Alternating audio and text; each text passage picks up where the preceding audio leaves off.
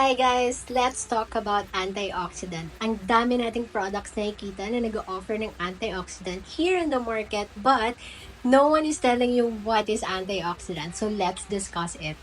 Guys, everyday nagpo-produce ng antioxidant yung katawan natin, which is our glutathione and liver ang nagpo-produce doon, just to make sure na yung mga ganitong bad cells na nag-roam around, which is yung free radicals, is ma-neutralize ng antioxidant and at the same time, hindi na ma-further damage yung cells natin. So guys, kapag kaunti ang free radicals natin sa katawan, mas mapopromote ang pagkawala ng mga peklat and at the same time, mas maganda ang skin texture natin. And of course, nakaka-brighten din siya ng skin. But, ang pinaka-importante kapag madami kang antioxidant sa katawan natin is mas makakaiwas ka sa sakit. So, paano nababawasan ang antioxidant sa katawan natin? Sa next video natin pag-usapan.